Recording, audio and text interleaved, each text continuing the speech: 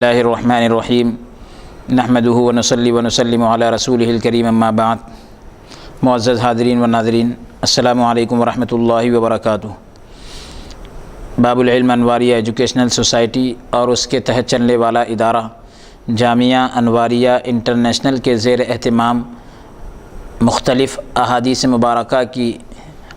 مبارکہ کی مختلف کتابوں کی ویڈیو ریکارڈنگ کا سلسلہ جاری ہے، اور اسی کی ایک سنہری کڑی مسند امام اعظم ابو حنیفہ رحمۃ اللہ علیہ کا سلسلہ وار درس جاری ہے۔ کتاب الفضائل کا بیان ہم نے شروع کیا تھا، اور پیارے نبی صلی اللہ علیہ وسلم کے فضائل، آپ کے مناقب، آپ کے خصائل وغیرہ کے تعلق سے بہت ہی قیمتی ابواب امام ابو حنیفہ رحمۃ اللہ علیہ نے قائم کیے تھے۔ اب جس باب سے ہم آج کے درس کی ابتدا کر رہے ہیں، اس باب کا عنوان ہے باب ما جاء فی فضائل الشیخین رضی اللہ عنہما، سیدنا صدیق اکبر اور سیدنا فاروق اعظم رضی اللہ عنہما کے فضائل کا بیان۔ شیخین صحابہ کرام میں جب کہا جائے تو حضرت ابوبکر صدیق رضی اللہ عنہ اور حضرت فاروق اعظم رضی اللہ عنہ کی ذات گرامی مراد ہوتی ہے۔ حدیث مبارکہ کا نمبر ہے 365۔ ابو حنیفہ عن سلمۃ عن ابی الزہراء عن ابن مسعود رضی اللہ عنہ قال قال رسول اللہ صلی اللہ علیہ وسلم اقتدوا بالذین من بعد ابی بکر وعمر رضی اللہ عنہما۔ حضرت عبداللہ بن مسعود رضی اللہ عنہ کا بیان ہے کہ حضور اقدس صلی اللہ علیہ وآلہ وسلم نے فرمایا، میرے بعد والے لوگوں میں سے تم ابو بکر اور عمر فاروق اعظم رضی اللہ عنہ کی پیروی کرو۔ میرے بعد تم فاروق اعظم رضی اللہ عنہ اور ابو بکر صدیق رضی اللہ عنہ کی پیروی کرو۔ یہ پیارے نبی صلی اللہ علیہ وسلم نے فرمایا۔ ایک حدیث میں ہے علیکم بسنتی و سنت الخلفاء الراشدین، کہ حضور صلی اللہ علیہ وسلم نے فرمایا کہ تم پر میرا اور خلفاء راشدین کا طریقہ اپنانا ضروری ہے۔ خلفاء راشدین میں پہلا نام سیدنا صدیق اکبر رضی اللہ عنہ کا ہے۔ گویا کہ آپ کے طریقے کو اپنانا امت محمدیہ صلی اللہ علیہ وسلم کے لیے ضروری قرار دیا گیا ہے۔ اسلام سے پہلے، یعنی اسلام قبول کرنے سے پہلے، اسلام لانے سے پہلے حضرت ابوبکر صدیق رضی اللہ عنہ بہت بڑے تاجر تھے۔ تجارت کے سلسلے میں آپ ملک شام تشریف لے گئے۔ وہاں خواب میں دیکھتے ہیں کہ آسمان سے سورج اور چاند دونوں اترے ہیں اور آپ کی گود میں داخل ہو گئے ہیں۔ آپ نے دونوں پر کپڑا ڈال لیا اور انہیں پکڑ کر اپنے سینے سے لگا لیا، سورج اور چاند کو اپنے سینے سے لگا لیا۔ صبح بیدار ہو کر اس خواب کی تعبیر پوچھنے کے لیے ایک راہب کے پاس گئے تو انہوں نے تعارف معلوم کرنے کے بعد تعبیر بتاتے ہوئے کہا، صبح جب ہوشیار ہوئے، مطلب نیند سے اٹھے، تو اس خواب کی تعبیر پوچھنے کے لیے ایک راہب کے پاس گئے۔ راہب مطلب جو اس وقت بڑے عالم ہوتے تھے، ان کو راہب کہتے تھے۔ تو انہوں نے انٹروڈکشن معلوم کرنے کے لیے اور یعنی انٹروڈکشن پوچھنے کے بعد جو ہے تعبیر بتاتے ہوئے کہا کہ مکہ مکرمہ میں نبی آخر الزماں حضرت محمد صلی اللہ علیہ وسلم کی بعثت ہونے والی ہے، یعنی آپ تشریف لانے والے ہیں، جس کا تعلق بنی ہاشم سے ہوگا، اور تم ان پر ایمان لاؤ گے، ان کے جو ہے وزیر بنو گے اور پہلے خلیفہ قرار پاؤ گے۔ حضرت ابوبکر صدیق رضی اللہ عنہ اس خواب کے بعد مکہ مکرمہ واپس تشریف لائے۔ اسی دوران حضور صلی اللہ علیہ وسلم نے اعلان نبوت فرمایا، تو آپ حاضر خدمت ہو کر کسی دلیل اور معجزہ طلب کیے بغیر، یعنی آپ نے کوئی معجزہ اور دلیل نہیں مانگی، بلکہ حضور صلی اللہ علیہ وسلم پر ایمان لا کر مسلمان ہو گئے۔ نوجوانوں میں اسلام لانے والے سب سے پہلے مرد آپ ہیں، اور آپ کا نام عبداللہ ہے، اور صدیق اور عتیق آپ کا لقب ہے۔ بہرحال ہم تفصیل میں نہیں جانا چاہتے۔ انہوں نے شب و روز حضور صلی اللہ علیہ وسلم کے ساتھ گزارے۔ نبی کونین صلی اللہ علیہ وسلم سے پھر بھی دلیل کے طور پر انہوں نے معجزہ طلب کیا۔ تو پیارے نبی صلی اللہ علیہ وسلم نے فرمایا، کیا تمہیں وہ خواب کافی نہیں ہے اور وہ راہب کی بتلائی ہوئی تعبیر کافی نہیں ہے؟ تو یعنی اس سے یہ بھی پتہ چلتا ہے کہ پیارے نبی صلی اللہ علیہ وسلم کا پہلا معجزہ علم غیب ثابت ہوتا ہے۔ اور ایک دفعہ حضرت علی رضی اللہ عنہ نے حضرت ابوبکر صدیق رضی اللہ عنہ سے سوال کیا کہ آپ نے اتنا عظیم مرتبہ کیسے حاصل کیا؟ تو آپ نے جواب میں فرمایا کہ 5 وجہوں سے، 5 باتیں ہیں جن کی وجہ سے مجھے اتنا بڑا مقام ملا ہے۔ پہلی بات تو یہ کہ دنیا اور آخرت کی طلب کے بجائے میں نے اللہ تعالیٰ کی خوشنودی حاصل کرنے کی کوشش کی۔ پھر دوسری بات یہ بتائی کہ میں نے اسلام کے بعد سے لے کر اب تک کبھی پیٹ بھر کھانا نہیں کھایا، کیونکہ اللہ کی معرفت نے مجھے دنیا سے بے نیاز کر دیا۔ اور تیسری وجہ جس نے میرا مقام اتنا اونچا کیا وہ یہ کہ اسلام قبول کرنے سے لے کر اب تک میں نے سیر ہو کر کبھی پانی نہیں پیا، کیونکہ میں اللہ کی محبت کے پانی سے سیراب ہو چکا ہوں۔ چوتھی بات آپ نے بتائی کہ جب مجھے دنیا اور آخرت سے متعلق 2 کام پیش آتے ہیں تو میں آخرت کے کام کو اختیار کرتے ہوئے دنیا کے کام کو نظر انداز کر دیتا ہوں۔ اور 5ویں بات کہ میں نے حضور صلی اللہ علیہ وسلم سے تعلیم اور تربیت حاصل کی، اور حضور صلی اللہ علیہ وسلم کے ساتھ میرا ساتھ بہت اچھا رہا، یعنی میں حضور صلی اللہ علیہ وسلم کے ساتھ میں بہت اچھا رہا۔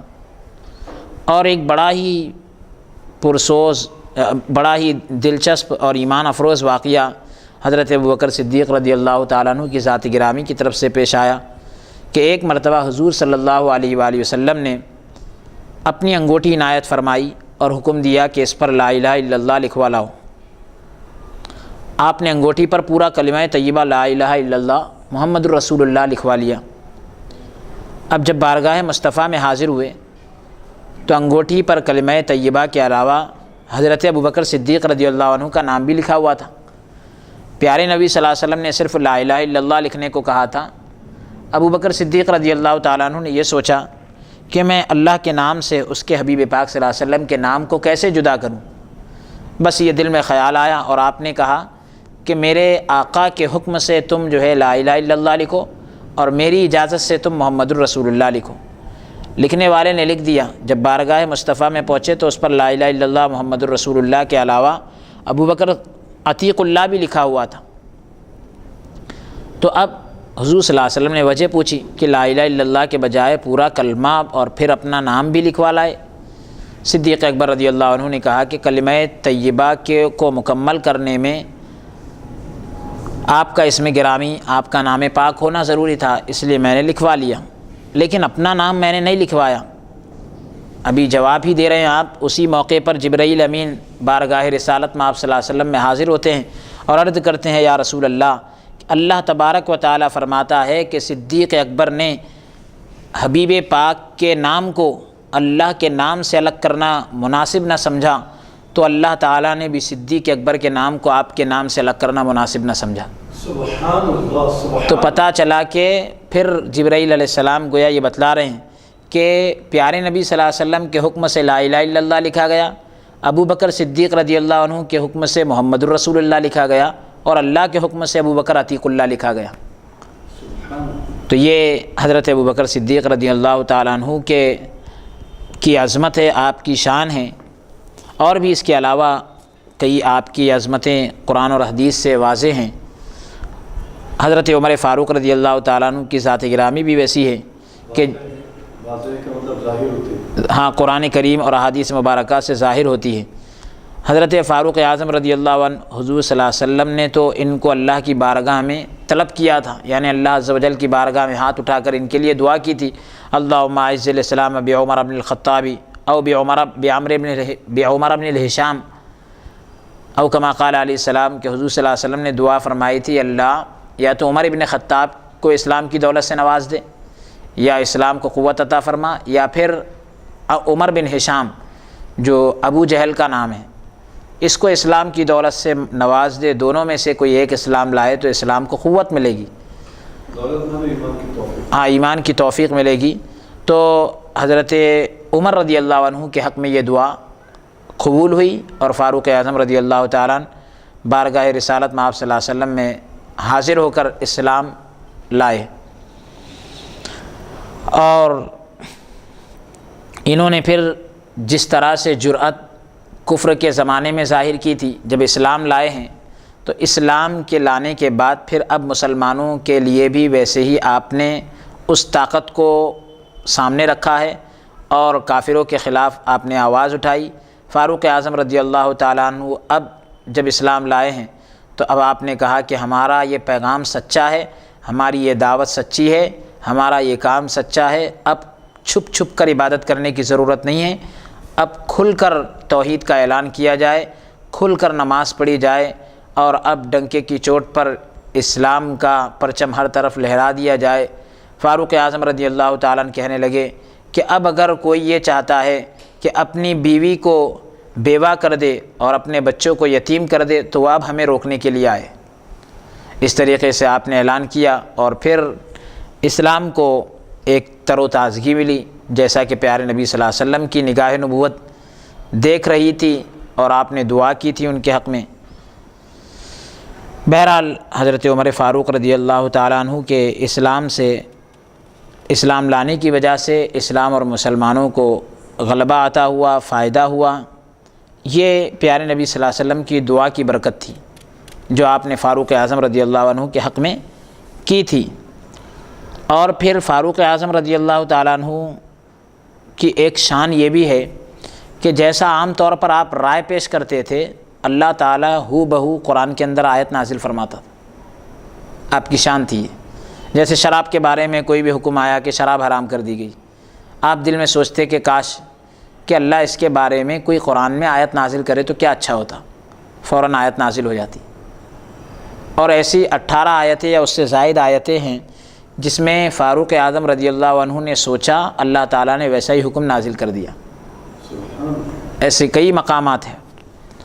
تو جیسے کہ یہ ہے وَاتَّخِذُوا مِن مقام ابراہیم مصلی، فاروق اعظم رضی اللہ عنہ نے حضور صلی اللہ علیہ وسلم سے کہا، اللہ کے رسول ہم مقام ابراہیم کو اگر نماز پڑھنے کی جگہ بنا لے تو کتنا اچھا ہے۔ اللہ تعالیٰ نے آیت نازل فرمائی وَاتَّخِذُوا مِن مقام ابراہیم مصلی، لوگوں تم مقام ابراہیم کو نماز پڑھنے کی جگہ بناؤ۔ لہٰذا آج بھی دیکھتے ہیں ہم کہ وہاں پر حجاج کرام جاتے ہیں، 2 رکعت نماز وہاں پر ادا کرتے ہیں۔ تو اس طریقے سے اللہ تبارک و تعالیٰ نے اپنے حبیب پاک صلی اللہ علیہ وسلم کو جو شان عطا کی، آپ کے طفیل میں شیخین کو یعنی حضرت ابوبکر صدیق اور حضرت فاروق اعظم رضی اللہ عنہ کو بھی وہ شان عطا کی۔ حضور نے فرمایا ان لی وزیرین فی السماء و وزیرای فی الارض، کہ میرے 2 وزیر آسمان میں ہیں اور 2 وزیر زمین میں ہیں۔ آسمان میں میرے وزیر جبرائیل اور میکائیل ہے، اور زمین پر میرے وزیر ابوبکر اور عمر فاروق رضی اللہ عنہ ہیں۔ حضور صلی اللہ علیہ وسلم نے ان کی بڑی تعریف فرمائی۔ الگ الگ اعتبار سے الگ الگ موقعوں پر حضور صلی اللہ علیہ وسلم نے ہر ایک کے اعتبار سے اپنی تعریف فرمائی۔ اب اگلا باب ہے باب ما جاء فی فضل عمار و عبد اللہ رضی اللہ عنہما، حضرت عمار اور حضرت عبداللہ رضی اللہ عنہما کے فضائل کا بیان ہے۔ حدیث مبارکہ کا نمبر ہے 366۔ ابو حنیفہ عن عبد الملک عن ربیعی عن حذیفہ بن الیمان قال قال رسول اللہ صلی اللہ علیہ وسلم اقتدوا بالذین من بعد ابی بکر وعمر رضی اللہ عنہما واہتدوا بہدی عمار رضی اللہ عنہ وتمسکوا بعہد ابن ام عبد۔ حضرت حذیفہ بن یمان رضی اللہ عنہ کا بیان ہے کہ حضور اقدس صلی اللہ علیہ وسلم نے فرمایا تم میرے بعد ابو بکر و عمر کی پیروی کرو اور حضرت عمار رضی اللہ عنہ کا طریقہ اپناؤ، اور عبداللہ ابن ام معبد یعنی کہ حضرت عبداللہ ابن مسعود رضی اللہ عنہ کی وصیت کو اختیار کرو۔ اب حضور صلی اللہ علیہ وسلم نے حضرت عمار بن یاسر رضی اللہ عنہ کی پیروی کا بھی حکم دیا۔ تمام صحابہ کرام کا ویسے تو حکم دیا گیا کہ اصحابی کالنجوم، میرے تمام صحابہ ستاروں کی طرح ہے، بیئہم اقتدیتم اہتدیتم، ان میں سے جس کی بھی تم اقتداء کرو گے ہدایت حاصل کر لو گے، کیونکہ تمام صحابہ بالکل ہدایت پر ہیں۔ حضرت عمار رضی اللہ عنہ کا شمار بھی صحابہ کرام کے عظیم مرتبے کے صحابہ کرام میں ہوتا ہے، بڑے مرتبے کے صحابہ میں ہوتا ہے۔ آپ کا نام عمار اور کنیت ابو الیقظان ہے، اور ان کے والد کا نام یاسر ہے، والدہ کا نام سمیہ رضی اللہ عنہا ہے، اور 91 سال کی عمر پا کر آپ جنگ صفین میں جام شہادت نوش فرمائے، اور ان کی نماز جنازہ خلیفہ چہارم حیدر کرار حضرت علی کرم اللہ وجہ الکریم نے پڑھائی۔ اسی کے ساتھ ساتھ عبداللہ بن مسعود رضی اللہ عنہ کی فضیلت کو بتایا گیا۔ آپ کا نام عبداللہ، آپ کے والد کا نام مسعود، اور آپ کی کنیتیں 3 تھیں۔ والد کی طرف سے ابن مسعود، والدہ ماجدہ کی طرف سے ابن ام معبد، اور صاحبزادے کی طرف سے آپ کو ابو عبد الرحمن یہ کہا جاتا تھا۔ سیدنا صدیق اکبر رضی اللہ عنہ کے خلافت کے انتخاب کے موقع پر آپ نے صحابہ اکرام کے سامنے یہ دلیل پیش کی کہ جب صدیق اکبر رضی اللہ عنہ حضور کی موجودگی میں دینی معاملے میں ہمارے امام اور مقتدا ہیں، تو ہمیں دنیاوی اور سیاسی معاملے میں بھی انہیں اپنا امام بنانا چاہیے۔ حضرت علی رضی اللہ تعالیٰ عنہ کے ساتھ میں تمام صحابہ اکرام نے حضرت عبداللہ بن مسعود کی رائے کی تائید کی۔ حضرت عبداللہ بن مسعود رضی اللہ عنہ حافظ قرآن اور قاری قرآن تھے۔ 60 سال کی عمر میں 32 ہجری میں وصال فرمایا، اور ان کی نماز جنازہ حضرت عثمان ذو النورین رضی اللہ عنہ نے پڑھائی۔ اگلی حدیث مبارکہ کا نمبر ہے 367۔ ابو حنیفہ عن الہیثم عن موسیٰ بن ابی کثیر ان عمر مر بعثمان وهو حزين قال ما يحزنك قال الا احزن وقد انقطع السهر بيني وبين رسول الله صلى الله عليه وسلم وذلك حدثان ماتت بنت رسول الله صلى الله عليه وسلم وكانت تحته فقال له عمر رضي الله عنه أزوجك حفصة ابنتي قالت حتى أستامر رسول الله صلى الله عليه وسلم فأتاه فقال له رسول الله صلى الله عليه وسلم هل لك أن أدلك على صهر هو خير لك من عثمان رضي الله عنه وأدل عثمان رضي الله عنه على صهر هو خير له منك فقال نعم فقال زوجني حفصة رضی اللہ عنہ وأزوج عثمان بنتی فقال نعم ففعل رسول اللہ صلی اللہ علیہ وسلم۔ حضرت موسیٰ بن ابی کثیر رضی اللہ عنہ کا بیان ہے کہ فاروق اعظم رضی اللہ عنہ اور حضرت عثمان غنی رضی اللہ تعالیٰ عنہ، فاروق اعظم رضی اللہ عنہ حضرت عثمان غنی کے پاس سے گزرے۔ فاروق اعظم رضی اللہ عنہ حضرت عثمان غنی رضی اللہ عنہ کے پاس سے گزرے تو انہیں پریشان دیکھا۔ کس نے؟ عمر فاروق رضی اللہ عنہ نے عثمان غنی رضی اللہ عنہ کو پریشان دیکھا۔ پریشانی کی وجہ پوچھی۔ عثمان غنی رضی اللہ عنہ نے جواب دیا کہ میں اس لیے پریشان ہوں کہ میرے اور حضور صلی اللہ علیہ وسلم کے درمیان جو سسرالی رشتہ تھا وہ ختم ہو گیا۔ کیوں؟ کہ یہ حضرت رقیہ رضی اللہ عنہ کے انتقال کے دنوں کی بات ہے۔ اب حضرت رقیہ رضی اللہ عنہ حضرت عثمان غنی رضی اللہ عنہ کے نکاح میں تھی اور ان کا انتقال ہو گیا۔ حضرت رقیہ رضی اللہ عنہ حضور صلی اللہ علیہ وسلم کی صاحبزادی ہیں۔ اب ان کا انتقال ہوا تو حضرت عثمان غنی رضی اللہ تعالیٰ عنہ جو حضور کے داماد تھے، تو اب وہ کہہ رہے ہیں کہ جو داماد اور سسر کا رشتہ تھا وہ ٹوٹ گیا، کیونکہ حضور صلی اللہ علیہ وسلم کی جو بیٹی میرے نکاح میں تھی ان کا انتقال ہو گیا۔ اس موقع پر فاروق اعظم رضی اللہ عنہ نے فرمایا کہ میں اپنی بیٹی حضرت حفصہ رضی اللہ عنہ کو تمہارے نکاح میں دیتا ہوں۔ حضرت عثمان غنی رضی اللہ عنہ نے جواب دیا کہ میں اس سلسلے میں حضور سے مشورہ کر لیتا ہوں۔ فاروق اعظم رضی اللہ عنہ حضور کی خدمت میں حاضر ہوئے تو آپ نے ان سے فرمایا کہ کیا میں تمہیں حفصہ رضی اللہ عنہ کے لیے عثمان غنی رضی اللہ عنہ سے اور عثمان کے لیے حفصہ رضی اللہ عنہ سے اچھا رشتہ نہ بتاؤں؟ یعنی حفصہ کے لیے حضرت عثمان غنی رضی اللہ عنہ سے بہتر اور عثمان غنی رضی اللہ عنہ کے لیے حضرت حفصہ رضی اللہ عنہ سے اچھا رشتہ نہ بتاؤں؟ تو فاروق اعظم رضی اللہ عنہ نے عرض کیا کہ یا رسول اللہ ضرور بتائیں۔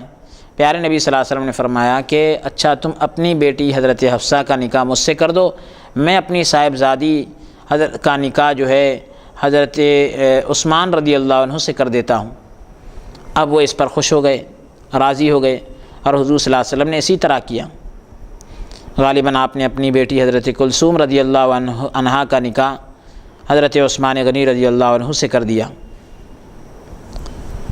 نبی کونین صلی اللہ علیہ وسلم کے یہ تیسرے خلیفہ ہیں آپ کا نام عثمان، لقب ذوالنورین، کنیت ابو عبداللہ، اور والد گرامی کا نام عفان ہے اور والدہ کا نام اروا ہے۔ قبیلہ بنو امیہ سے آپ کا تعلق تھا۔ حضور صلی اللہ علیہ وسلم کی 2 بیٹیاں آپ کے نکاح میں آئی، ایک تو حضرت رقیہ اور ایک حضرت ام کلثوم رضی اللہ عنہما۔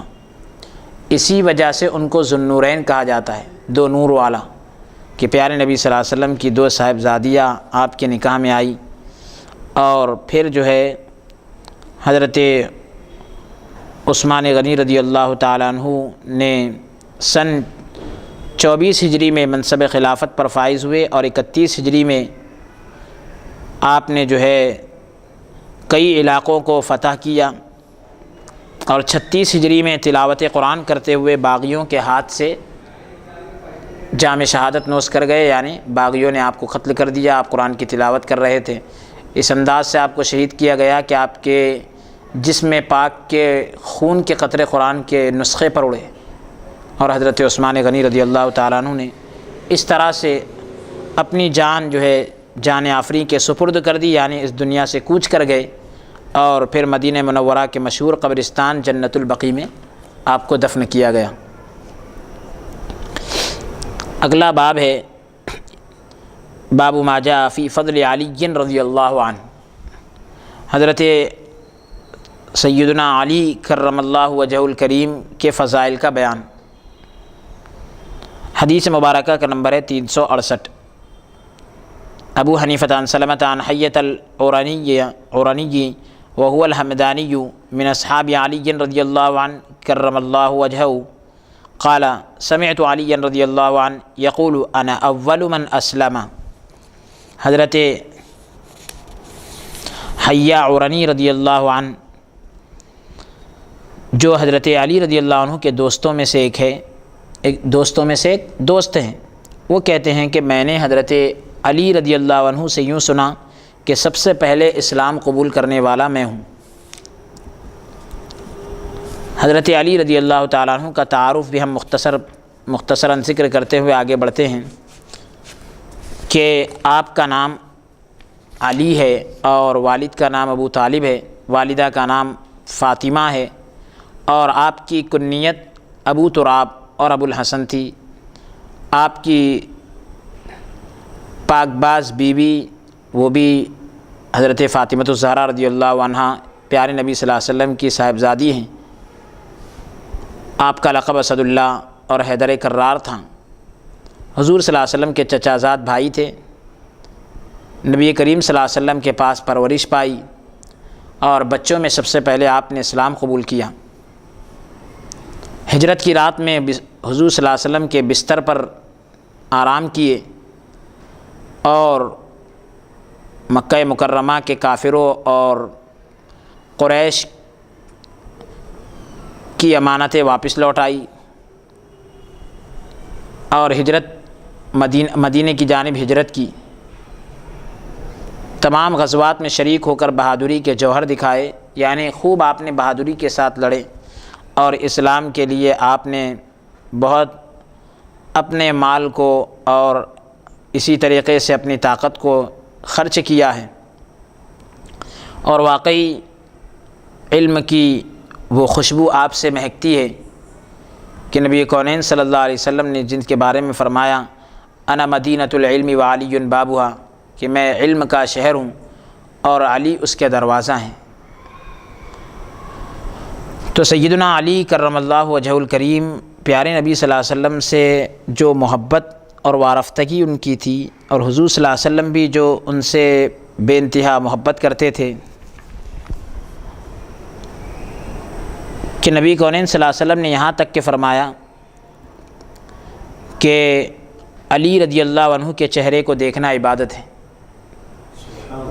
اور کنز العمال جو شیخ علی المتقی الہندی رحمۃ اللہ علیہ کی تصنیف کردہ کتاب ہے، احادیث مبارکہ کا بہت بڑا ذخیرہ، میں یہ سمجھتا ہوں کہ احادیث کے اندر ذخیرے کے اعتبار سے، احادیث کی تعداد کے اعتبار سے سب سے بڑی کتاب اگر کوئی ہے تو کنز العمال ہے، جو شیخ علی متقی رحمۃ اللہ علیہ نے لکھی، اور جو ہندوستان ہی کے رہنے والے ہیں اور برہانپور کے اندر ہی آپ کی پیدائش ہوئی اور مدینہ پاک میں آپ کی تدفین ہوئی، بہت بڑا کام احادیث کے سلسلے میں آپ نے کیا۔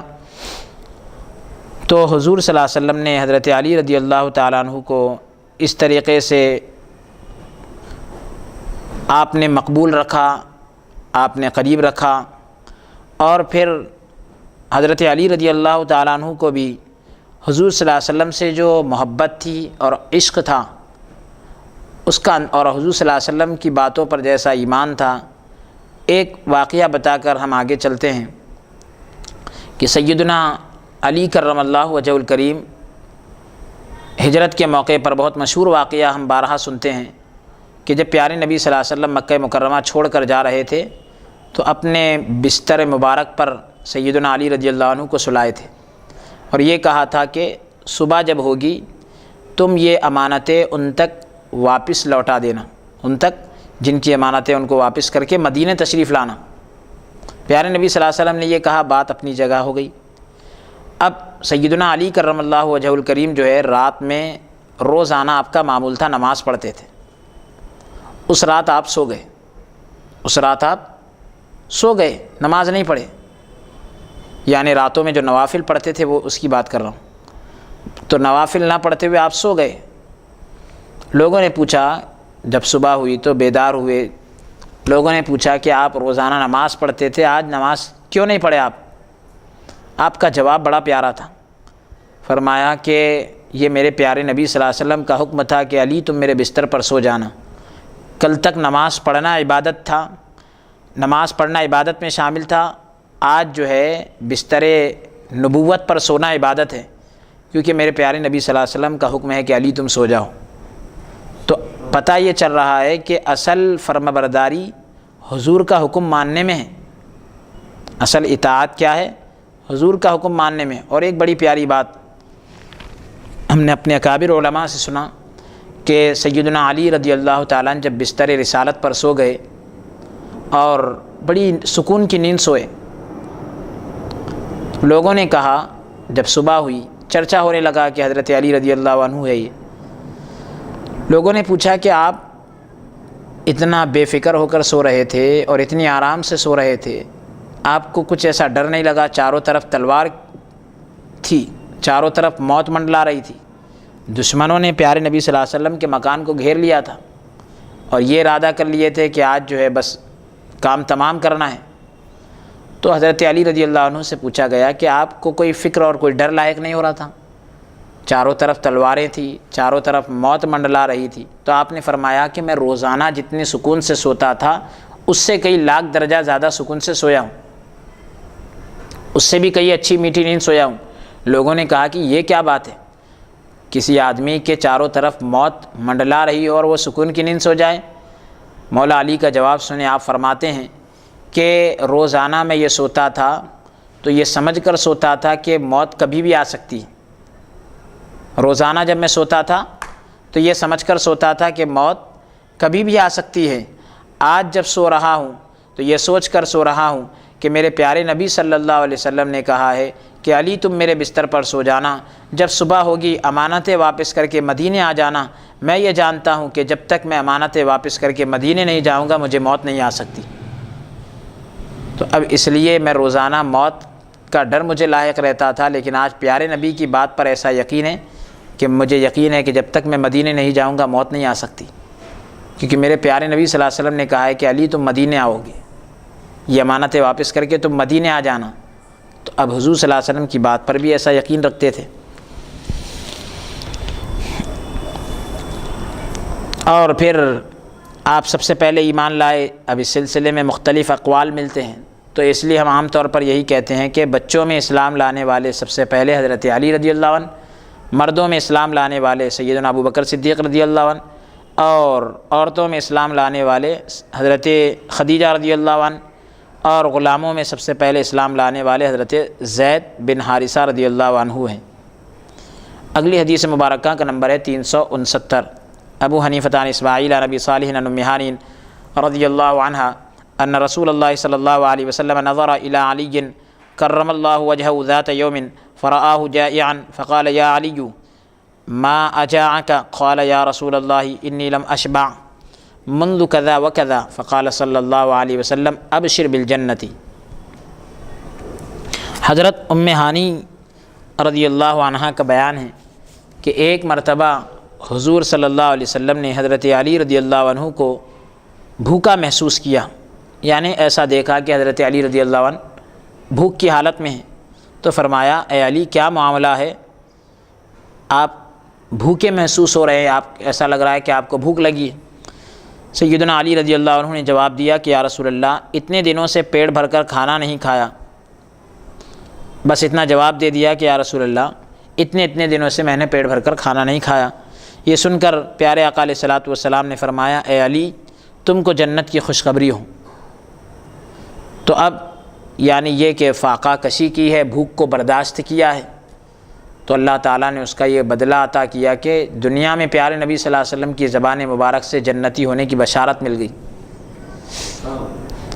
اگلا باب ہے باب ما جاء فی فضل حمزہ رضی اللہ عنہ، حضرت حمزہ رضی اللہ عنہ کے فضائل کا بیان۔ حضرت حمزہ رضی اللہ عنہ کا تعارف ہم حدیث پاک کے بعد ذکر کرتے ہیں۔ حدیث مبارکہ کا نمبر ہے 370۔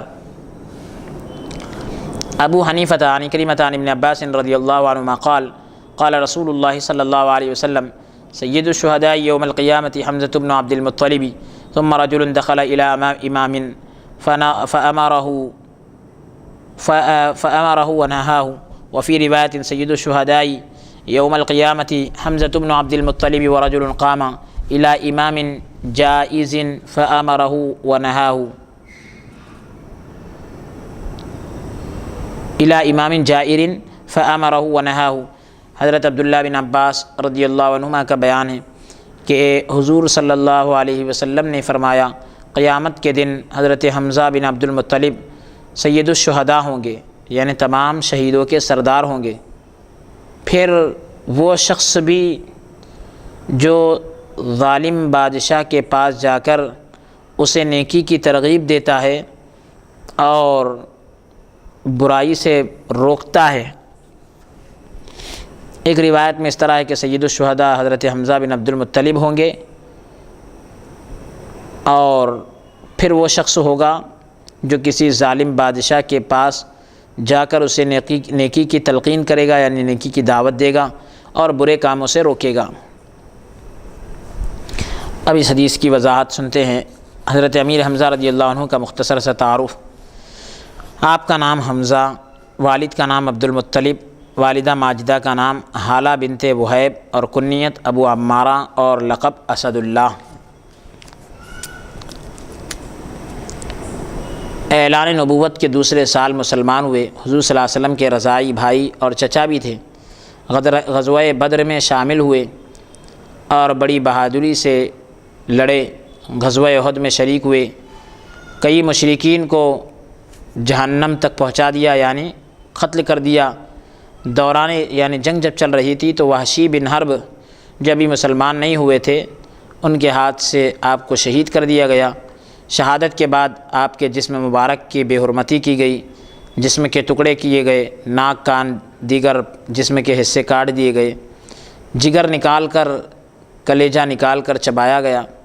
آپ کی شہادت پر حضور صلی اللہ علیہ وسلم کو بہت صدمہ ہوا، آپ کی آنکھوں میں آنسو آ گئے، زبان نبوت سے سید الشہداء کا لقب مل گیا۔ حضرت حمزہ رضی اللہ عنہ کا جو قاتل تھا وہ وحشی بن حرب مسلمان ہو گیا، اور انہیں رسول اللہ صلی اللہ علیہ وسلم نے فرمایا کہ رسول اللہ صلی اللہ علیہ وسلم نے وحشی بن حرب سے کہا کہ تم میرے سامنے نہ آیا کرو، کیونکہ مجھے اپنے چچا کی شہادت یاد آ جاتی ہے۔ آپ کے قبول اسلام سے یعنی اسلام لانے کی وجہ سے اسلام کو غلبہ ملا۔ اگر آپ کے مزار اقدس پر جو بھی جاتے ہیں اور زیارت سے مشرف ہوتے ہیں تو اللہ تبارک و تعالی ان کو بھی بڑی شانوں سے نوازتا ہے، شان اور شوکت سے نوازتا ہے۔ ایک یہاں پر سوال یہ پیدا ہوتا ہے کہ جو حدیث پاک ذکر کی گئی اس میں رسول اللہ صلی اللہ علیہ وسلم کی طرف سے حضرت امیر حمزہ بن عبد المطلب کو سید الشہداء کا لقب دیا گیا، اور ظالم بادشاہ کے سامنے سچ بات کہنے والے کو بھی سید الشہداء کہا گیا۔ امام حسین رضی اللہ عنہ کو بھی سید الشہداء کہا جاتا ہے۔ سوال یہ ہے کہ سید الشہداء صرف ایک ہے یا کئی بھی ہو سکتے ہیں؟ ایک سے زیادہ بھی ہو سکتے ہیں۔ یہ ایک سوال پیدا ہوتا ہے، تو اس اعتراض کا جواب حدیث کے آخری حصے میں موجود ہے کہ حضرت امیر حمزہ بن عبد المطلب کے علاوہ اس شخص کو بھی سید الشہداء قرار دیا گیا جو ظالم بادشاہ کو نیکی کی دعوت دیتا ہے اور برائی سے روکتا ہے۔ تو اب معلوم ہوا کہ حضرت حمزہ بن عبد المطلب، حضرت امام حسین رضی اللہ عنہ اور ظالم بادشاہ کے سامنے سچ بات کہنے والا بھی سید الشہداء ہو سکتے ہیں۔ اگلا باب ہے باب ما جاء فی فضل زبیر رضی اللہ عنہ۔ حضرت زبیر بن عوام رضی اللہ عنہ کے فضائل کا بیان۔ حدیث مبارکہ کا نمبر ہے 371۔ ابو حنیفہ عن محمد بن المنکدر عن جابر رضی اللہ عنہ قال قال رسول اللہ صلی اللہ علیہ وسلم من یأتینا بالخبر لیلۃ الاحزاب فینطلق الزبیر فیأتیہ بالخبر کان 3 مرات فقال النبی صلی اللہ علیہ وسلم لکل نبی حواری وحواری الزبیر رضی اللہ عنہ۔ حضرت جابر بن عبداللہ رضی اللہ عنہ کا بیان ہے کہ غزوہ احزاب کی رات حضور اقدس صلی اللہ علیہ وسلم نے فرمایا، کون سا شخص ہمارے پاس دشمن کی خبر لائے گا؟ غزوہ احزاب کی رات میں حضور صلی اللہ علیہ وسلم نے فرمایا، دشمن کی خبر ہمارے پاس کون لائے گا؟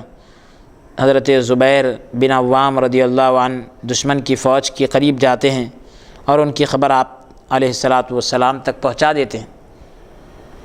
حضرت زبیر بن عوام رضی اللہ عنہ حضور اقدس صلی اللہ علیہ وسلم کے حکم کی تعمیل میں 3 مرتبہ خبر لائے۔ کتنی مرتبہ؟ 3 مرتبہ خبر لائے۔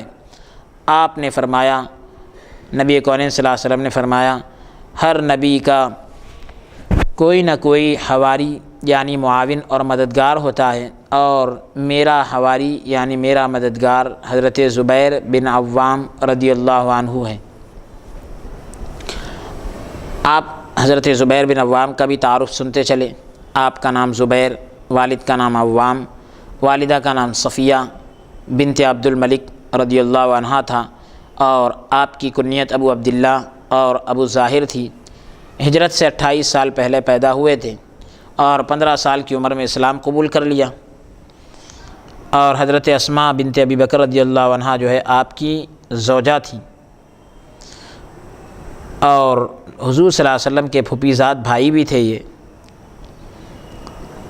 اور انہوں نے حبشہ کی جانب بھی ہجرت کی اور مدینہ کی جانب بھی ہجرت کی، اس لیے ان کو صاحب ہجرتین کہا جاتا ہے۔ اسلام لانے کی وجہ سے ان کو جو ہے کھجور کی کسی چیز کے اندر مطلب یعنی پتے وغیرہ کے اندر یعنی لپیٹ کر دھونی دیا کرتے تھے، یعنی اسلام لانے کی وجہ سے کافر ان کو تکلیف دیا کرتے تھے۔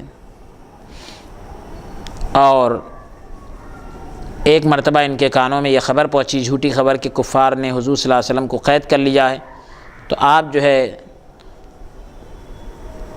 تلوار ہاتھ میں لے کر میدان میں نکل آئے، اور حضور صلی اللہ علیہ وسلم نے ان کو بہت سی دعاؤں سے نوازا، اور شجاعت اور بہادری کے اندر آپ بے مثال تھے۔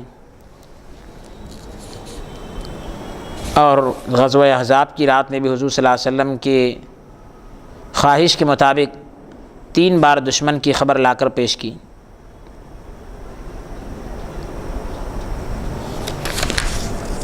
اور حضور صلی اللہ علیہ وسلم کی زبان مبارک سے حضرت زبیر بن عوام رضی اللہ عنہ کے متعلق یہ الفاظ بھی نکلے تھے، اے زبیر بن عوام، تم پر میرے والدین قربان ہوں۔ نماز کے دوران جو ہے ایک باغی نے حضرت زبیر بن عوام کو شہید کر دیا، اور حضرت زبیر رضی اللہ عنہ کی تلوار حضرت علی رضی اللہ عنہ کی خدمت میں پیش کر دی گئی۔ حضرت علی رضی اللہ عنہ نے کہا کہ اس تلوار کی وجہ سے حضور صلی اللہ علیہ وسلم کی بہت سی مشکلات کو دور کیا گیا ہے۔ حضرت علی رضی اللہ عنہ کا بیان ہے کہ حضور صلی اللہ علیہ وسلم نے فرمایا حضرت زبیر بن عوام کے قاتل کو یعنی ان کو مارنے والے کو جہنم کے عذاب کی خوشخبری سنا دینا۔ اگلا باب ہے باب ما جاء فی فضل عبداللہ بن مسعود رضی اللہ عنہ۔ حضرت عبداللہ ابن مسعود رضی اللہ عنہ کے فضائل کا بیان۔ حدیث مبارکہ کا نمبر ہے 372۔ ابو حنیفہ عن الہیثم عن رجل عن عبداللہ بن مسعود رضی اللہ عنہ ان ابا بکر وعمر رضی اللہ عنہما اسمرا عند رسول اللہ صلی اللہ علیہ وسلم ذات لیلۃ قال فخرج وخرج معهما فمروا بابن مسعود رضی اللہ عنہ وهو يقرأ فقال النبي صلى الله عليه وسلم من سره أن يقرأ القرآن كما أنزل فليقرأه على قراءة ابن أم عبد وجعل يقول له سل تعطه فأتاه أبو بكر وعمر رضي الله عنهما يبشرانه فسبق أبو بكر عمر رضي الله عنه إليه فبشروا وأخبره أن النبي صلى الله عليه وسلم قد أمره بالدعاء فقال اللهم إني أسألك إيمانا دائما لا يزول ونعيما لا ينفد ومرافقة نبيك في جنة الخلد وفي رواية عن الهيثم عن عبد الله أن أبا بكر وعمر رضي الله عنهما سمرا عند النبي صلى الله عليه وسلم وخرجا معهما فمروا بابن مسعود رضي الله عنه وهو يقرأ في الصلاة فقال النبي صلى الله عليه وسلم من أحب أن يقرأ القرآن غدا كما أنزل فليقرأه على قراءة ابن أم عبد وجعل يقول سل تعطى وذكر تمام الأول۔ حضرت عبداللہ بن مسعود رضی اللہ عنہ کا بیان ہے کہ ایک رات حضرت ابو بکر صدیق رضی اللہ عنہ اور سیدنا فاروق اعظم رضی اللہ عنہ حضور صلی اللہ علیہ وسلم کے پاس ٹھہرے رہے اور باتوں میں مصروف رہے۔ جب وہ روانہ ہونے لگے تو نبی کونین صلی اللہ علیہ وسلم بھی ان کے ساتھ چلنے لگے۔ تینوں کا حضرت عبداللہ بن مسعود رضی اللہ عنہ کے پاس سے گزر ہوا۔ کس کا؟ عبداللہ بن مسعود رضی اللہ عنہ، فاروق اعظم رضی اللہ عنہ، اور یعنی تین حضرات کہاں سے گزرے؟ حضرت ابو بکر صدیق اور حضرت فاروق اعظم رضی اللہ عنہ اور پیارے نبی صلی اللہ علیہ وسلم۔ یہ تینوں حضرات عبداللہ بن مسعود رضی اللہ عنہ کے پاس سے گزرے تو عبداللہ بن مسعود قرآن کی تلاوت کر رہے تھے رضی اللہ عنہ۔ نبی کونین صلی اللہ علیہ وسلم نے ان کی خوبصورت تلاوت سن کر فرمایا جو آدمی اس بات کو پسند کرتا ہے کہ وہ قرآن جس طرح اتارا گیا اسی طرح تلاوت کرے تو وہ اس انداز میں تلاوت قرآن کرے جس انداز میں عبداللہ بن مسعود رضی اللہ عنہ کرتے ہیں۔ نبی کونین صلی اللہ علیہ وسلم نے فرمایا اے عبداللہ بن مسعود، آپ جو کچھ مانگیں گے وہ عطا کیا جائے گا۔ حضرت صدیق اکبر رضی اللہ عنہ، فاروق اعظم رضی اللہ عنہ دونوں جو ہے حضرت عبداللہ بن مسعود کے پاس گئے تاکہ انہیں خوشخبری سنائیں۔ دونوں میں سے حضرت ابو بکر صدیق رضی اللہ عنہ پہلے آگے بڑھے اور انہیں خوشخبری سنائی اور انہیں کہا کہ حضور انور صلی اللہ علیہ وسلم نے دعا کرنے کا حکم فرمایا ہے۔ یہ پیغام سن کر حضرت عبداللہ بن مسعود رضی اللہ عنہ نے یہ دعا کی، اے اللہ میں تجھ سے ایمان کا سوال کرتا ہوں اور ایسا ایمان جو ہمیشہ قائم رہے، اور کبھی نہ ختم ہونے والی نعمتیں مانگتا ہوں، کبھی نہ ختم ہونے والی نعمتیں مانگتا ہوں، اور میں تجھ سے ہمیشہ رہنے والی جنت میں تیرے نبی پاک صلی اللہ علیہ وسلم کی رفاقت یعنی حضور صلی اللہ علیہ وسلم کا ساتھ مانگتا ہوں۔ ایک روایت میں ہے کہ حضرت ہیثم رضی اللہ عنہ حضرت عبداللہ بن مسعود رضی اللہ عنہ کے حوالے سے بیان کر رہے ہیں کہ ابو بکر صدیق رضی اللہ عنہ اور فاروق اعظم رضی اللہ عنہ دونوں ایک رات حضور کی خدمت میں کافی دیر تک ٹھہرے رہے، گفتگو کرتے رہے، پھر دونوں جانے لگے تو حضور صلی اللہ علیہ وسلم بھی ان کے ساتھ روانہ ہو گئے، اور یہ تینوں حضرات یعنی فاروق اعظم رضی اللہ عنہ، صدیق اکبر رضی اللہ عنہ اور پیارے نبی صلی اللہ علیہ وسلم، یہ تینوں حضرات عبداللہ بن مسعود کے پاس سے گزرے تو وہ نماز کی حالت میں قرآن کی قرات کر رہے تھے۔ حضور نے ان کے بارے میں فرمایا جو آدمی اس بات کو پسند کرتا ہے کہ قرآن جس طرح نازل کیا گیا اسی طرح ترتیل سے پڑھے تو وہ عبداللہ بن مسعود رضی اللہ عنہ کی طرح تلاوت کرے۔ پھر حضور صلی اللہ علیہ وسلم نے حضرت عبداللہ بن مسعود رضی اللہ عنہ سے فرمایا کہ تم جو بھی سوال کرو گے اسے پورا کیا جائے گا۔ اس کے بعد حضرت ہیثم رضی اللہ عنہ نے پوری حدیث بیان کی۔ حضرت عبداللہ بن مسعود رضی اللہ عنہ کی فضیلت کو ہم حدیث نمبر 366 میں پوری تفصیل سے ذکر کر چکے ہیں، مزید اور تفصیل کی ضرورت نہیں ہے۔ بہرحال یہاں اتنا ذکر کیا گیا کہ جو آدمی قرآن جس طرح نازل کیا گیا اس طرح اگر تلاوت کرنا چاہتا ہے تو عبداللہ ابن مسعود رضی اللہ عنہ کے انداز میں تلاوت کرے۔ اگلی حدیث مبارکہ کا نمبر ہے 373۔ ابو حنیفہ عن عون عن ابیہ عن عبداللہ رضی اللہ عنہ انہ کان اذا دخل رسول اللہ صلی اللہ علیہ وسلم بیتہ ارسل والدتہ ام عبد تنظر الى ہدی النبی صلی اللہ علیہ وسلم ودلہ وسمتہ فتخبرہ بذلک فیتشبہ بہ۔ حضرت عبداللہ ابن مسعود رضی اللہ عنہ کا بیان ہے کہ حضور اقدس صلی اللہ علیہ وسلم جب اپنے گھر جلوہ افروز ہوتے تو اپنی والدہ ماجدہ کو گھر کے اندر بھیجتے تاکہ وہ حضور صلی اللہ علیہ وسلم کے طریقے یعنی آپ کی سیرت اور کیفیت کو دیکھ کر بتائیں کہ کس طرح حضور صلی اللہ علیہ وسلم نماز ادا کر رہے ہیں، کس طرح جو ہے آپ تلاوت کر رہے ہیں۔ تو اپنی والدہ کو گھر کے اندر بھیجتے تھے تاکہ ان کی والدہ ایک ایک حضور کی ادا کو محفوظ کرے اور پھر حضرت عبداللہ بن مسعود ان کی نقالی کی کوشش کر سکے، یعنی پیارے نبی صلی اللہ علیہ وسلم کس طرح کرتے تھے عبداللہ بن مسعود رضی اللہ عنہ ویسا ہی کرنے کی کوشش کیا کرتے تھے۔ یہ بات دراصل یہ ہے کہ حضرت ابو موسیٰ اشعری رضی اللہ عنہ وہ خود بیان کر رہے ہیں کہ وہ اور ان کے بھائی یمن سے مدینہ پاک آئے تو ایک عرصے تک یعنی ایک زمانے تک وہ یہ سوچتے رہے کہ عبداللہ ابن مسعود رضی اللہ عنہ اہل بیت میں سے ہے، کیونکہ وہ اپنی والدہ کے ساتھ حضور کے گھر میں کثرت سے یعنی بہت زیادہ آتے جاتے تھے۔ حضرت عبد الرحمن بن یزید کا بیان ہے کہ ہم نے حضرت حذیفہ بن یمان رضی اللہ عنہ سے پوچھا کہ آپ کوئی ایسا شخص بتائیں جس نے حضور صلی اللہ علیہ وسلم کو قریب سے دیکھا ہو، تو حضرت حذیفہ بن یمان رضی اللہ عنہ نے جواب دیا ایسے شخص حضرت عبداللہ بن مسعود رضی اللہ عنہ ہے۔ اور اسی طریقے سے حضرت عبداللہ بن مسعود رضی اللہ عنہ پر حضور صلی اللہ علیہ وسلم کی خصوصی نظر اور مہربانی تھی، اور انہیں جو قرآن و سنت کے اندر جو گہرائی حاصل تھی اس کی مثال بھی نہیں ملتی۔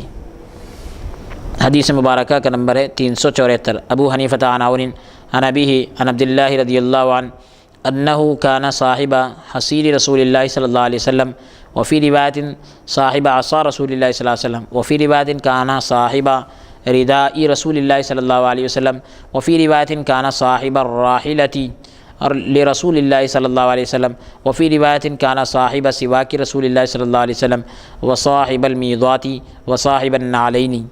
حضرت عبداللہ بن مسعود رضی اللہ عنہ کا بیان ہے کہ وہ حضور اقدس صلی اللہ علیہ وسلم کے سجادہ بردار تھے، یعنی نبی کریم صلی اللہ علیہ وسلم کی جو بوریاں وغیرہ اور آپ کا جو بھی سامان وغیرہ رہتا تھا اس کو اٹھایا کرتے تھے۔ تو نبی کریم صلی اللہ علیہ وسلم کی جو چٹائی یا بوریاں جو بھی آپ بچھا کر بیٹھتے تھے وہ بھی اٹھاتے تھے۔ اسی طریقے سے آپ کا مبارک عصا یعنی جس کو ہم لاٹھی کہتے ہیں، ڈنڈا کہتے ہیں، وہ بھی حضرت عبداللہ بن مسعود اٹھاتے تھے۔ اور ایک روایت میں اس طرح ہے کہ پیارے نبی صلی اللہ علیہ وسلم کے چادر مبارک اٹھاتے تھے۔ کسی میں یہ ہے کہ آپ جو ہے سواری میں جو ہے کجاوا کستے تھے، سواری پر بیٹھنے کے لیے جو اوپر رکھا جاتا ہے اس کو کجاوا کہتے ہیں۔ اور ایک روایت میں یہ ہے کہ مسواک بردار تھے، یعنی حضور صلی اللہ علیہ وسلم مسواک کرتے تھے تو اس کو جو ہے پھر ہاتھ میں لے لیا کرتے تھے۔ مسواک عبداللہ بن مسعود رضی اللہ عنہ اٹھا کر دیا کرتے تھے، پھر مسواک کرنے کے بعد اس کو اپنی جگہ پر رکھتے تھے۔ پھر ایک روایت میں یہ ہے کہ حضور صلی اللہ علیہ وسلم کے وضو کا لوٹا بھی، اور اسی طریقے سے پیارے نبی صلی اللہ علیہ وسلم کے نالین شریفین بھی اٹھانے کی سعادت حاصل ہوتی تھی، وہ حضرت عبداللہ بن مسعود رضی اللہ عنہ ہے، جن کو کئی کمالات سے نوازا گیا اور اس کے علاوہ خصوصی 7 کمالات سے نوازا گیا، اعزازات سے نوازا گیا، جن کا تعلق رسول اللہ صلی اللہ علیہ وسلم کی محبت، عقیدت اور احترام سے۔ ایک تو یہ کہ حضور صلی اللہ علیہ وسلم کے بوریا کو اٹھاتے تھے، عصا کو اٹھاتے تھے، چادر وغیرہ اٹھاتے تھے، کجاوا وغیرہ کستے تھے، مسواک اٹھا کر رکھتے تھے، اسی طریقے سے وضو کا برتن اٹھاتے تھے اور نالین شریفین اٹھاتے تھے۔ یہ 7 اعزاز حاصل ہوئے حضرت عبداللہ ابن مسعود رضی اللہ عنہ کو۔ اگلی حدیث مبارکہ کا نمبر ہے 375۔ ابو حنیفہ عن مالک عن ابن مسعود رضی اللہ عنہ قال ما كذبت منذ اسلمت الا كذبة واحدة كنت ارحل للنبي صلی اللہ علیہ وسلم فاتى رحال من الطائف فسألني اي الراحلة احب الى رسول الله صلی اللہ علیہ وسلم فقلت الطائفية المكية وكان يكرهها رسول الله صلی اللہ علیہ وسلم فلما اتي بها قال من رحل لنا هذه قالوا رحالك قال مروا ابن ام عبد فليرحل لنا فأعيدت إلي الراحلة۔ وفي رواية قال عبد الله رضي الله عنه إن النبي صلى الله عليه وسلم جيء برجل من أهل الطائف قال فجاءني الطائفي فقال أي الراحلة أحب إلي قلت الطائفية المكية فخرج فقال من صاحب هذه الراحلة قيل الطائفي قال لا حاجة لنا بها۔ حضرت عبداللہ بن مسعود رضی اللہ عنہ کا بیان ہے کہ جب سے میں نے اسلام قبول کیا سوائے ایک بار کے کبھی جھوٹ نہیں کہا، یعنی مطلب یہ کہ اس کے کہنے کی وجہ بھی آپ دیکھیں کتنی جامع ہے۔ بتلا رہے ہیں کہ میں حضور صلی اللہ علیہ وسلم کی سواری پر کجاوا کس دیا کرتا تھا۔ حضرت عبداللہ بن مسعود کجاوا کسا کرتے تھے، یعنی سواری پر بیٹھنے کا انتظام پورا کرتے تھے۔ ایک مرتبہ طائف سے ایک آدمی آیا اور اس نے مجھ سے پوچھا کہ حضور صلی اللہ علیہ وسلم کون سا کجاوا زیادہ پسند کرتے ہیں؟ میں نے جواب دیا کہ طائف کا اور مکہ مکرمہ کا تیار کیا ہوا کجاوا آپ زیادہ پسند کرتے ہیں، حالانکہ حضور صلی اللہ علیہ وسلم کو طائف کا اور مکہ مکرمہ کا بنا ہوا کجاوا پسند ہی نہیں تھا۔ انہوں نے ایسا کہا کہ بھئی طائف کا اور مکہ مکرمہ کا کجاوا پسند ہے، حالانکہ پسند نہیں تھا۔ اب جب طائف کا تیار کیا ہوا کجاوا کس کر جو ہے اونٹنی پر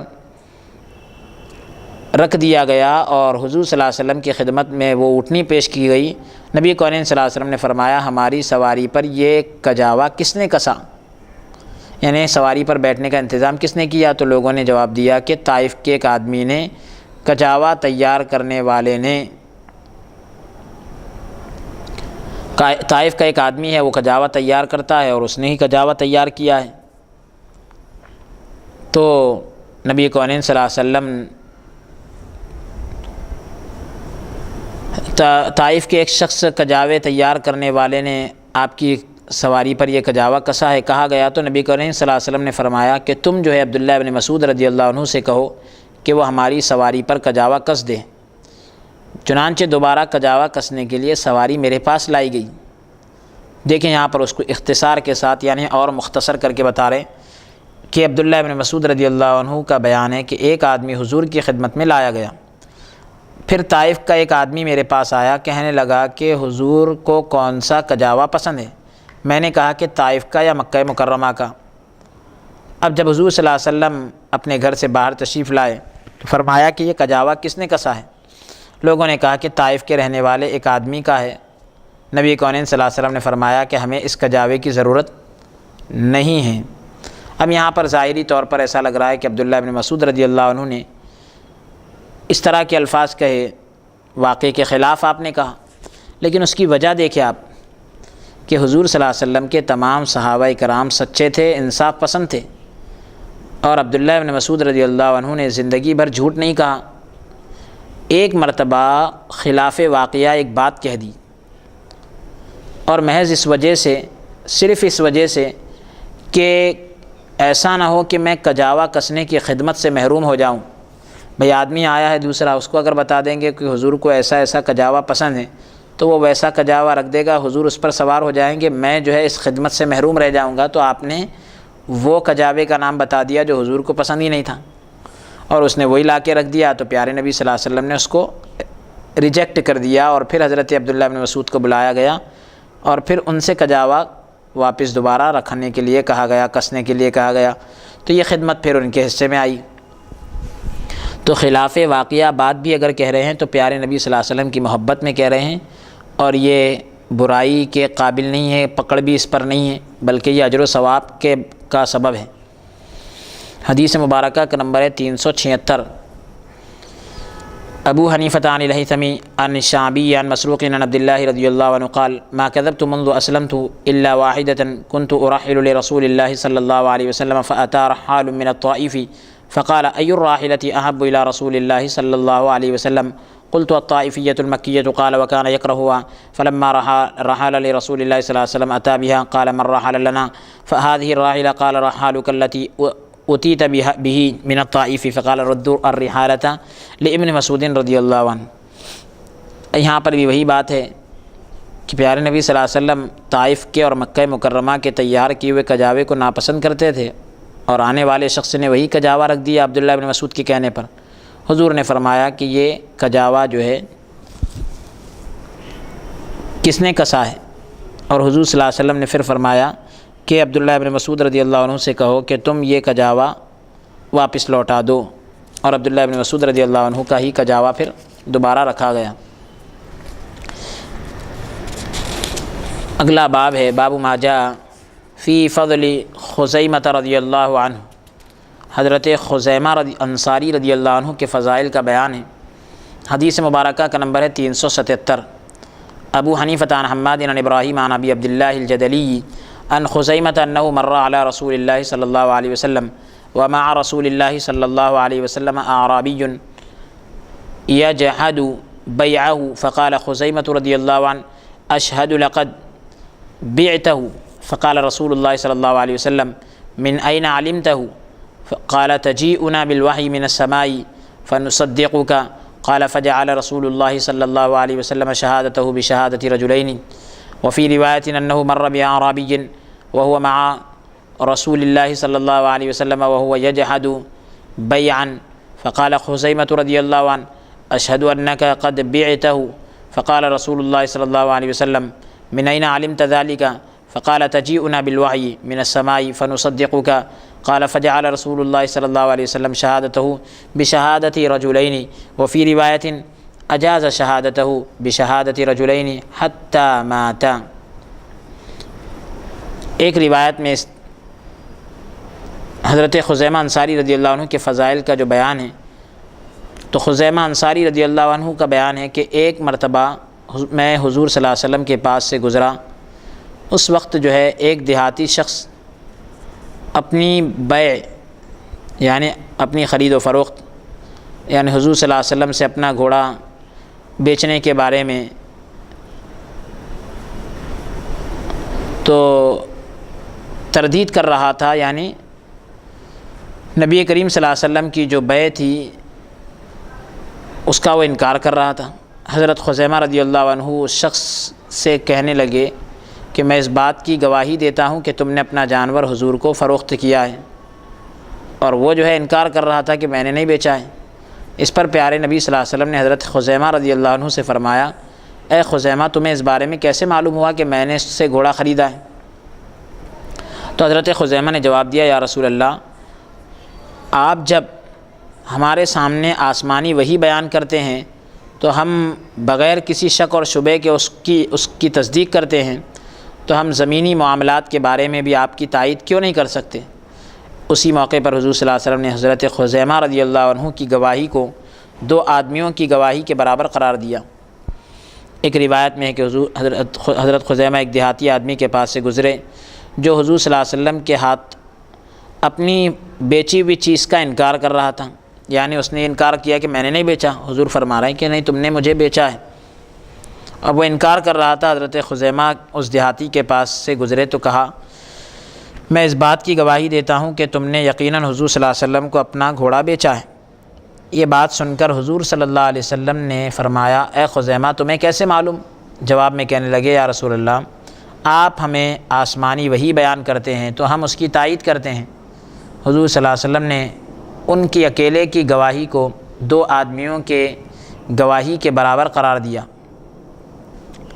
اور ایک روایت میں یہ ہے کہ حضور صلی اللہ علیہ وسلم نے تا وصال ان کی گواہی کو دو لوگوں کے برابر قرار دیا تھا۔